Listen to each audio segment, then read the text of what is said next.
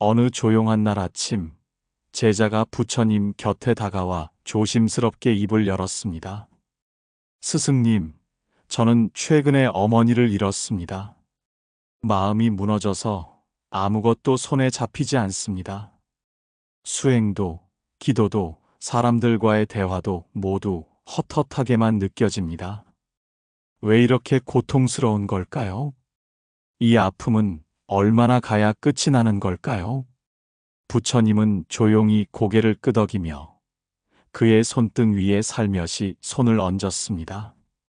잠시 바람 한 점 없는 고요한 숲길처럼 시간이 흘렀습니다. 그러고 나서 부처님께서 부드럽게 말씀하셨습니다. 상실은 누구에게나 찾아옵니다. 그리고 그 고통은 삶에서 도망치고 싶은 마음까지 불러일으키지요. 하지만 그 마음을 잘 바라보면 그 안에 단 하나의 문이 보일 수도 있습니다. 그 문을 열면 절망 너머에서 희망이 아주 작게 빛나고 있을 수도 있습니다. 제자는 그 말을 듣고도 쉽게 고개를 끄덕이지 못했습니다. 스승님, 저는 그런 문이 보이지 않습니다. 그저 아무것도 없는 허공뿐이에요. 슬픔과 후회, 죄책감이 마치 수천 겹의 안개처럼 저를 덮고 있습니다. 그 말에 부처님은 다시 조용히 웃으셨습니다. 그리고 이렇게 말씀하셨습니다. 그래서 수행이 필요한 것입니다. 상실은 우리를 무너뜨리는 것이 아니라 그 속에서 다시 자신을 바라보게 해주는 통로가 되기도 합니다. 이 장면은 단지 고대의 이야기만이 아닙니다. 오늘날에도 많은 이들이 겪고 있는 현실입니다. 사랑하는 사람을 잃고 삶의 의욕마저 사라진 채 하루하루를 버티는 분들이 계십니다. 상실은 인간이라면 피할 수 없는 길입니다. 하지만 그 길이 반드시 파괴의 길일 필요는 없습니다. 부처님은 그 속에서도 배움이 있다고 하셨습니다. 그리고 그 배움의 첫걸음은 자신이 지금 얼마나 아픈지 그 아픔을 정직하게 바라보는 것에서 시작한다고 하셨습니다. 제자는 잠시 침묵하다가 마침내 고개를 끄덕였습니다. 그러면 저는 지금 제 마음의 무너짐을 있는 그대로 마주해야 하는 건가요? 부처님은 고요한 미소로 답하셨습니다. 그렇습니다. 무너짐 속에 진실이 숨어 있습니다.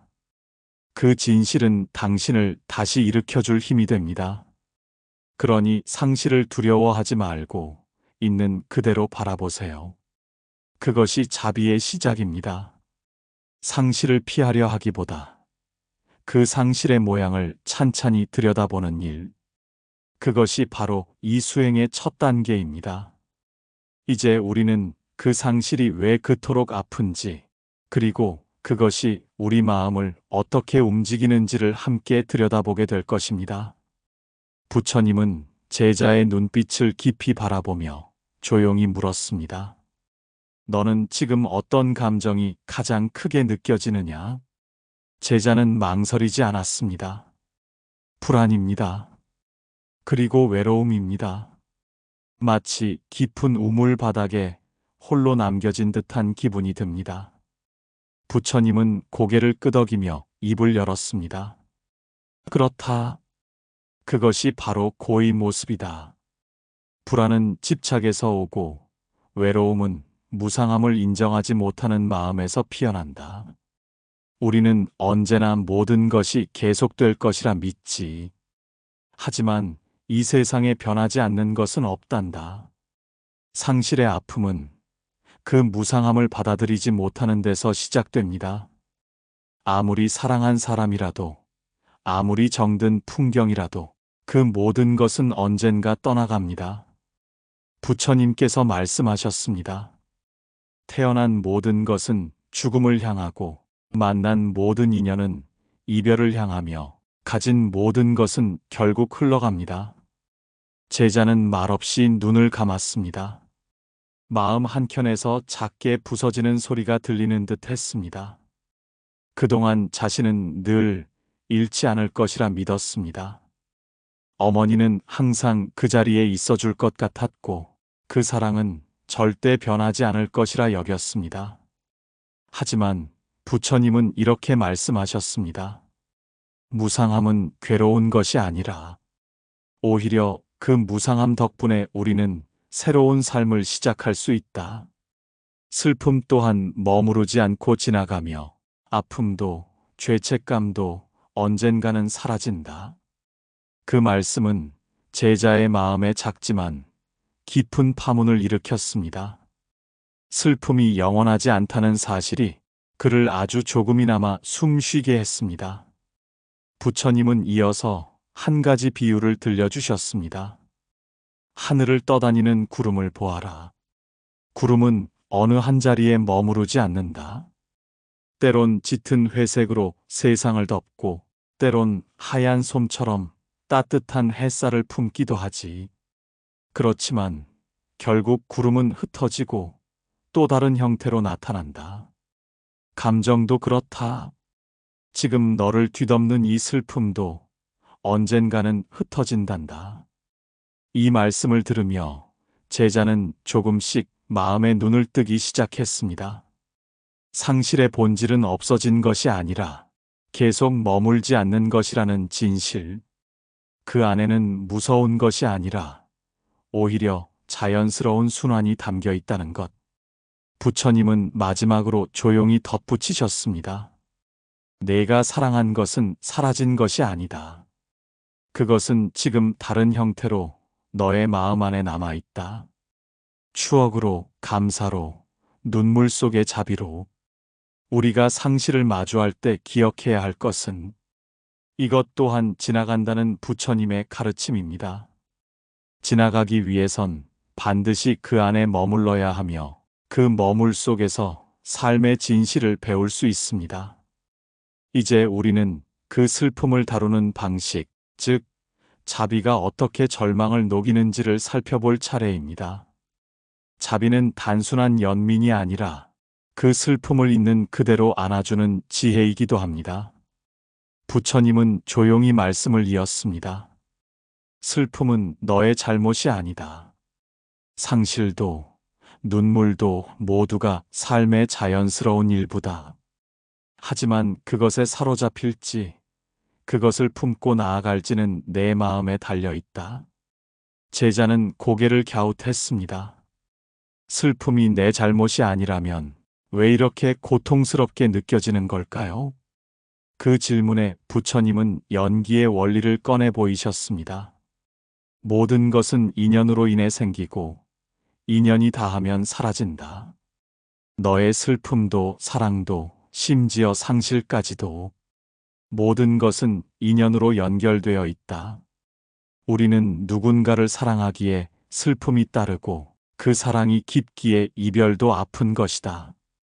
하지만 그 인연이 있었기에 우리는 성장하고 그 사람 덕분에 지금의 마음이 존재하는 것이다. 자비란 무엇일까요? 부처님은 말하셨습니다. 자비는 연민이 아니라 이해에서 시작된다고요. 이해란 곧 내 감정이 어디서 비롯되었는지, 어떤 기억이 그것을 지탱하고 있는지, 무엇이 내 마음을 그렇게 뒤흔드는지를 바라보는 일입니다. 슬픔의 근원은 대부분 과거에 두고 온 사랑에서 옵니다. 그 사랑을 탓하거나 끊어내려 하기보다는 그 사랑을 품고 있는 자신의 마음을 먼저 따뜻하게 바라보는 것. 그것이 자비의 시작입니다. 부처님은 연기의 법을 설명하며 한 가지 이야기를 들려주셨습니다. 어느 마을에 자식을 잃고 울부짖는 여인이 있었습니다. 그녀는 세상을 원망하며 자신을 탓하고 어느 날은 심지어 부처님을 향해 소리치기도 했습니다. 왜 이런 일이 제게 일어난 건가요? 왜 저만 이런 고통을 겪어야 합니까?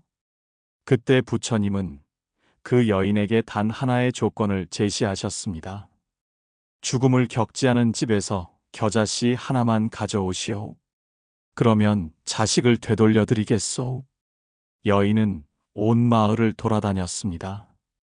하지만 죽음을 겪지 않은 집은 단 한 곳도 없었습니다. 누구나 부모를, 자식을, 형제를 잃고 있었습니다. 그제야 여인은 비로소 알게 되었습니다. 슬픔은 나만의 것이 아니라는 것, 삶의 일부라는 것. 그때부터 그녀는 눈물 속에서도 다른 이의 슬픔을 품기 시작했습니다. 그게 자비입니다. 내 슬픔을 넘어 타인의 고통을 볼 수 있게 되는 것. 자비는 나를 위한 수행이자 동시에 세상을 위한 문입니다. 부처님은 제자에게 말했습니다. 자비는 눈물 흘리는 자의 손을 잡아주는 것이 아니라 내가 눈물 흘리는 그 순간에도 나 자신을 부드럽게 안아주는 힘이다. 그 말을 들은 제자의 눈가에 다시 눈물이 고였습니다. 하지만 이번에는 절망의 눈물이 아니라 이해의 눈물, 따뜻한 자각의 눈물이었습니다. 자비는 절망을 없애는 약이 아닙니다. 하지만 절망 속에서도 나를 버리지 않게 해주는 지혜입니다.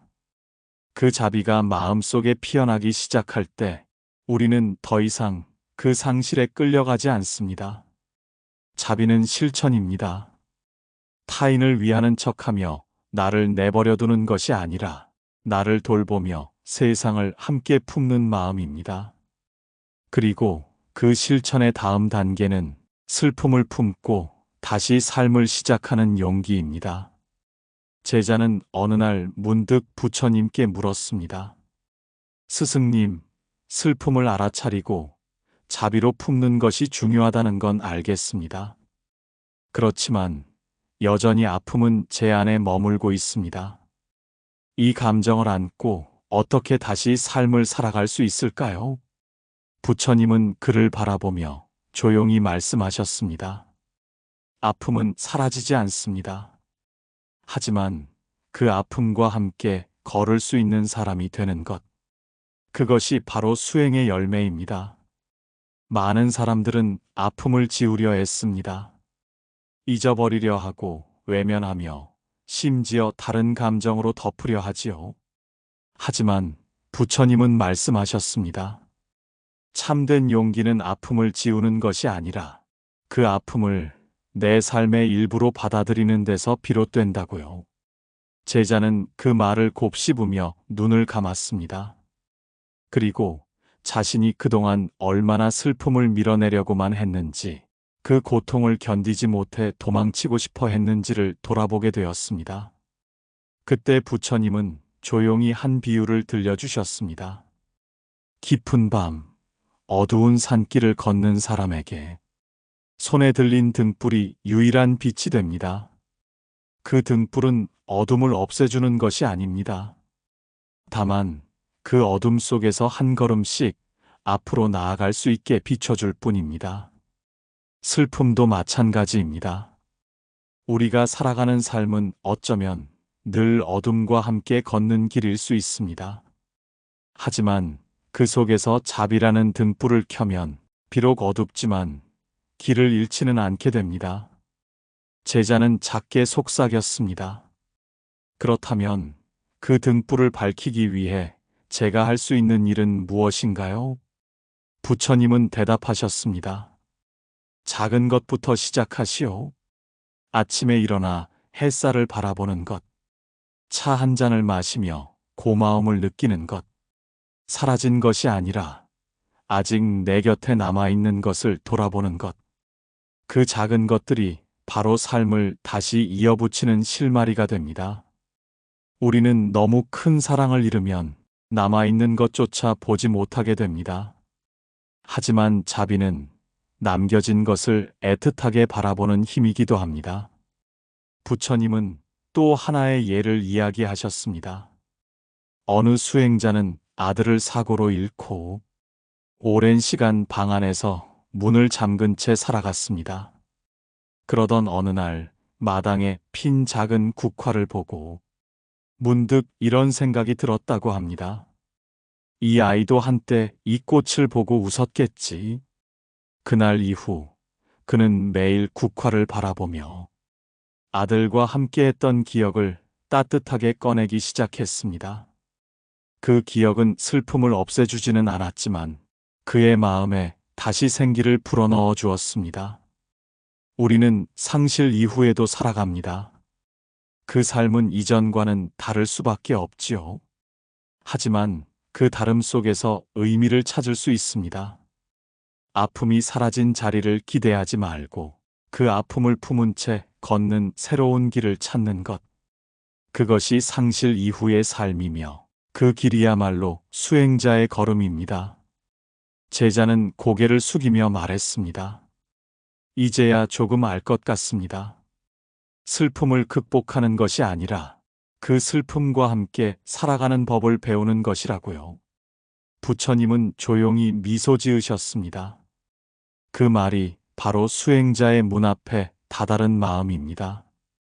이제 우리는 그 마음이 어떤 방식으로 변화하고 치유되는지를 비유를 통해 한 번 더 들여다보려고 합니다. 상실을 품은 마음이 어떻게 자비로 물들어가는지를 말입니다. 부처님은 조용히 손가락을 들어 마당 한켠을 가리키셨습니다. 그곳에는 진한 비로 흠뻑 젖은 나무 한 그루가 서 있었습니다. 부처님은 제자에게 물으셨습니다. 저 나무가 다시 타오를 수 있으려면 무엇이 필요하겠느냐? 제자는 곰곰이 생각하다가 대답했습니다. 햇살입니다. 따뜻한 햇살이 오래 머물러야 나무가 마르겠지요. 부처님은 고개를 끄덕이며 말씀하셨습니다. 그래, 슬픔에 젖은 마음도 그렇단다. 무거운 고통은 단번에 사라지지 않는다. 하지만 자비라는 햇살이 꾸준히 머물러주면 서서히, 아주 서서히 그 마음이 다시 따뜻해지기 시작하지. 이것이 자비 수행의 핵심입니다. 단박에 괴로움을 없애려 하기보다 꾸준히 그 마음 곁에 머무는 것. 자신에게 친절을 보내고 내면을 향해 빛을 비추는 것. 그것이 삶을 다시 회복시키는 힘입니다. 부처님은 이어서 구체적인 수행의 단계를 들려주셨습니다. 첫째, 멈춤의 수행입니다. 고통 속에 있을 때 우리는 자꾸만 무언가를 하려 듭니다. 도피하거나 감정을 억누르거나 잊으려 애씁니다. 하지만 그 순간 필요한 건 멈추는 것입니다. 멈추고 숨을 들이쉬며 지금 이 순간의 마음을 바라보는 것. 그게 수행의 시작입니다. 둘째, 마음 관찰의 수행입니다. 내 감정이 어디서 시작되었는지를 바라봅니다. 이 아픔은 어떤 기억에서 오는가? 이 눈물은 누구를 향하고 있는가? 그 질문을 던지며 마음의 움직임을 조용히 지켜보는 것. 판단 없이, 비난 없이 그대로 두는 것입니다. 셋째, 마음 품기의 수행입니다. 관찰한 마음을 거절하지 않고 품어줍니다. 지금의 나는 괜찮지 않아도 괜찮다고, 지금의 나는 충분히 힘들다고 인정하는 것입니다. 그리고 그렇게 힘든 나를 향해 차 한 잔을 건네듯 부드러운 말을 건넵니다. 고생했어요. 오늘도 잘 버텼어요. 넷째, 자비 확장의 수행입니다. 이제 그 따뜻함을 조금씩 바깥으로 확장해 봅니다. 내가 사랑했던 사람에게, 나처럼 슬픔을 겪고 있는 또 다른 존재에게, 이 세상을 살아가는 모든 이들에게 작은 기도처럼 자비의 마음을 보내는 것. 부처님은 이 과정을 햇살이 나무를 말리듯 자비가 마음을 덮인다고 비유하셨습니다. 급하게 불을 지피려 하지 말고 오래 머무는 햇살이 되라고 하셨습니다. 제자는 고개를 숙이며 속삭였습니다. 저는 지금 젖은 나무 같습니다. 하지만 이 말씀을 듣고 나니 햇살을 기다릴 힘이 조금 생긴 것 같습니다. 부처님은 조용히 웃으셨습니다. 햇살은 기다리지 않아도 늘 그 자리에 머물고 있단다. 다만 우리가 그것을 등지고 서 있을 뿐이지. 그 순간 제자의 마음 한켠에 따스한 감각이 스며들었습니다. 그것은 아직 슬픔이 사라졌다는 뜻은 아니었습니다. 하지만 그 슬픔을 껴안을 수 있는 용기가 생기기 시작했다는 의미였습니다. 이제 우리는 그 자비의 햇살을 따라 걸어간 이들의 이야기를 들어보려 합니다. 수행이 어떻게 삶을 바꾸었는지, 어떤 사람이 절망 속에서도 자비로 일어섰는지, 그 신뢰는 자비의 길을 좀 더 분명하게 보여줄 것입니다. 작은 시골 마을, 조용한 산사 근처에 늙은 부부가 살고 있었습니다. 두 사람은 원래 도시에서 오랫동안 장사를 하며 살아온 평범한 사람들이었습니다. 자식 하나에 모든 것을 쏟았고, 그 자식은 마침내 서울의 큰 기업에 취직하게 되었죠. 아내는 항상 아들의 끼니와 반찬을 챙겼고, 남편은 매일같이 아들의 안전을 기리며 하루를 살았습니다. 하지만 어느 해 가을, 불의의 교통사고로 아들이 세상을 떠났습니다. 그날 이후 부부의 시간은 멈춘 듯 했습니다. 집안의 시계는 그대로였고, 식탁에는 세 사람분의 밥상이 여전히 차려졌습니다. 누군가는 말했습니다. 그만 받아들여야지. 그 아이도 편히 쉬게 해줘야지. 하지만 그 말들은 바람처럼 스쳐 지나갈 뿐, 두 사람의 마음엔 닿지 않았습니다. 부처님의 말씀처럼 고통은 인연에서 옵니다. 그리고 깊은 인연일수록 고통도 깊게 파고듭니다. 노부부의 삶은 슬픔이라는 진창에 빠진 채 점점 더 말라갔습니다. 웃음은 사라지고 말수도 줄어들고 서로를 바라보는 눈빛엔 미안함만 가득했습니다. 왜 그날 내가 대신 운전하지 않았을까? 왜 그렇게 바쁘다고 전화를 끊었을까? 끝없는 자책이 마음을 휘감았습니다. 그렇게 시간이 흘러 어느 날 남편은 텔레비전에서 108배 수행을 하는 사람들을 우연히 보게 됩니다. 그 장면이 이상하게도 마음에 오래 남았습니다. 몸을 쓰면 마음이 비워진다는 한 스님의 말이 귓가를 맴돌았습니다. 그날 밤 그는 아내에게 조심스럽게 말했습니다. 우리 절에 한번 가보지 않겠소? 아내는 처음엔 거절했습니다. 아무 소용 없다고, 누굴 위한 일이냐고. 하지만 남편은 포기하지 않았습니다. 결국 두 사람은 작은 절로 향했고, 거기서 매일 새벽마다 108배를 함께 올리기 시작했습니다. 처음엔 무릎이 아팠고 허리가 아팠습니다. 어떤 날은 도중에 눈물이 쏟아져 수행을 멈추기도 했습니다. 하지만 이상하게도 시간이 지날수록 몸의 통증이 줄어들고 마음속의 죄책감도 서서히 말라가기 시작했습니다. 스님은 그들에게 말했습니다. 아픔을 덜어내려 하지 마십시오. 그 아픔을 향해 절을 올리십시오. 그 아이를 위해가 아니라 그 아이를 통해 당신들의 삶을 돌보는 마음으로 절을 하십시오. 그 말은 두 사람의 가슴 깊이 스며들었습니다. 그들은 슬픔을 밀어내지 않고 그 슬픔과 함께 절을 했습니다. 때론 눈물을 흘리며, 때론 미소를 띠며, 그렇게 10년이라는 시간이 흘렀습니다. 지금 그 부부는 산사에서 자원봉사를 하며 살아갑니다. 절마당의 나무에 이름을 붙여주고 새로 오는 이들에게 따뜻한 차를 건넵니다. 누가 그들에게 묻습니다. 아직도 아드님이 보고 싶지 않으세요? 그들은 대답합니다. 당연히 보고 싶습니다. 하지만 이제는 그리움 속에도 따뜻함이 있습니다.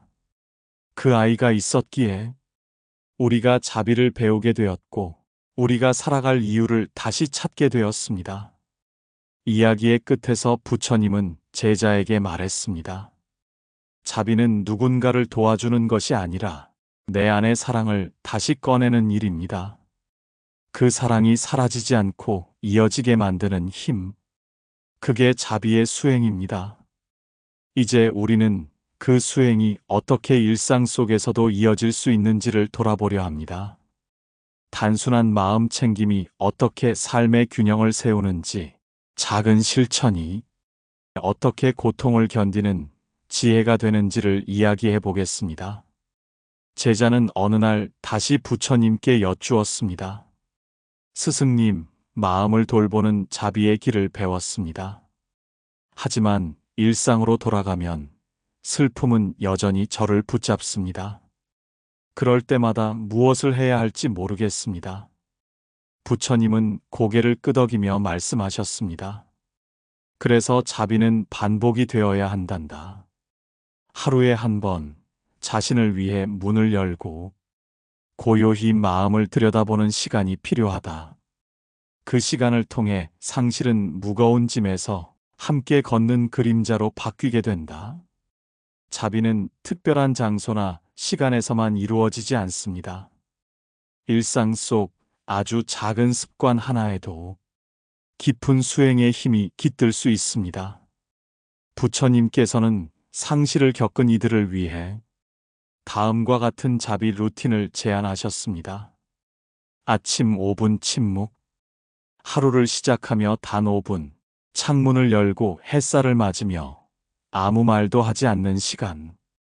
그 시간 동안 숨을 들이쉬고 내쉬며 오늘도 살아있다는 사실 하나만을 바라보는 것입니다. 침묵은 내면을 정돈하고 슬픔의 혼란 속에서도 나를 중심에 다시 세우는 힘이 있습니다. 감사일기 한 줄. 아무리 작아도 좋습니다. 오늘 커피가 맛있었다. 햇살이 따뜻했다. 이런 작은 고마움이 반복되면 마음속 슬픔의 기운이 천천히 물러납니다. 고통과 감사는 동시에 머물 수 없기 때문입니다. 슬픔에게 안부 묻기. 자신에게 이렇게 말해보세요. 오늘 너는 어떤 모습으로 내 안에 있니? 슬픔은 억지로 없애는 것이 아니라 하루하루 안부를 묻고 지켜봐주는 존재입니다. 그렇게 할 때 우리는 슬픔을 통제하려 하지 않고 함께 걸어가는 법을 배우게 됩니다. 명상 혹은 염불 10분. 스님이 들려준 한 가지 수행은 아침이나 저녁에 나무 아미타불을 마음속으로 10번만 외우는 것이었습니다. 그 소리는 단순한 주문이 아니라 내 안의 고요를 깨우는 파동입니다. 반복되는 소리 속에서 마음은 점차 숨을 고르게 되고 삶은 다시 흐름을 회복하게 됩니다. 하루에 한 번 남에게 친절하기. 상실은 우리를 작고 어둡게 만들지만 그 어둠을 뚫는 가장 빠른 방법은 누군가에게 빛을 건네는 것입니다. 작은 인사 한마디, 따뜻한 말 한 줄, 그런 행동은 결국 나에게 돌아옵니다. 자비는 돌고 돌아 내 안을 다시 채웁니다. 부처님은 말하셨습니다. 고통을 이겨내는 가장 위대한 힘은 살아가고자 하는 의지가 아니라 다시 연결되고자 하는 마음이라고요. 이 루틴은 상처받은 마음이 다시 세상과 연결되는 다리가 되어줍니다. 제자는 이 자비 루틴을 일주일간 실천했습니다. 어느 날 아침 유난히 밝았던 햇살 아래에서 자신도 모르게 미소를 지었습니다. 그리고 속으로 생각했습니다. 아, 이 슬픔이 언젠가 사라지지 않아도 괜찮겠다. 나는 이 슬픔과 함께 걸을 수 있겠구나. 그 미소는 상실의 끝이 아닌 슬픔과 함께 살아가는 삶의 시작이었습니다. 그리고 그 시작은 바로 희망이 피어나는 순간과 연결되어 있습니다. 이제 마지막으로 절망 속에서도 우리가 희망을 발견할 수 있는 이유를 들여다보려 합니다. 끝이라고 여겼던 그 자리에 부처님은 언제나 씨앗 하나를 남겨두셨습니다. 해가 질 무렵 제자는 부처님 곁에 앉아 조용히 말했습니다.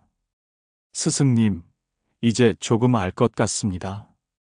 슬픔은 사라지지 않아도 함께 살아갈 수 있다는 것. 자비는 무언가를 없애는 것이 아니라 그것을 품고 걷는 힘이라는 것. 부처님은 미소 지으며 대답하셨습니다. 그래, 너는 이제 씨앗을 품은 사람이 되었구나. 그 씨앗은 아직 작고 눈에 보이지 않을 수 있다. 하지만 언젠가 따뜻한 바람이 불고 비가 적당히 내리면 그 씨앗은 반드시 싹을 틔운다. 희망이란 그런 것이다. 커다란 변화가 아니라 작은 변화가 가능하다는 믿음. 그 믿음 하나가 어두운 마음에 길 하나를 낸다. 부처님은 제자에게 옛 이야기를 하나 들려주셨습니다.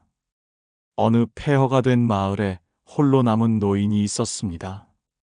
전쟁으로 가족도 친구도 집도 잃고 오랜 시간 말을 잃은 채 앉아만 있었습니다. 마을 사람들은 그를 말 없는 사람이라 불렀고 그를 안쓰럽게 여기면서도 다가가지 못했습니다. 어느 봄날 누군가 그 노인의 집 앞에 작은 화분을 놓고 갔습니다. 그 속에는 흙 한 줌과 씨앗 하나가 담겨 있었습니다. 처음엔 그조차 무심히 넘겼지만 며칠 뒤 노인은 화분을 안에 들여놓고 매일 물을 한 컵씩 주기 시작했습니다. 그 씨앗은 자라지 않았습니다. 며칠, 몇 주, 몇 달이 흘러도 변화는 없었습니다. 하지만 그에게는 작은 습관이 생겼습니다. 물을 붓고 기다리고 어쩌면 모르게 말을 걸기도 했습니다. 오늘은 어때? 조금 자랐니? 그리고 1년이 지나 작은 싹 하나가 화분 위로 얼굴을 내밀었습니다. 그 싹을 바라보던 노인은 오랜만에 눈을 감고 미소를 지었습니다. 그 싹은 생명이었고 그 생명은 다시 살아갈 이유가 되었습니다. 부처님은 제자에게 말씀하셨습니다. 그 노인이 바로 너요, 바로 나요. 이 세상의 모든 상실을 겪은 이들입니다.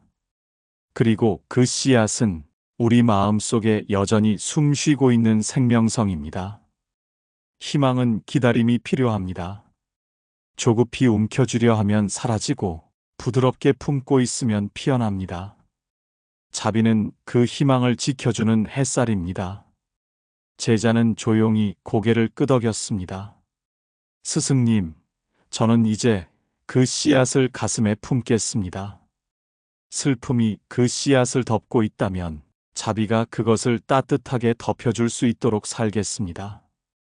그 순간 부처님은 조용히 일어나 발 아래 놓인 작은 들꽃을 바라보았습니다.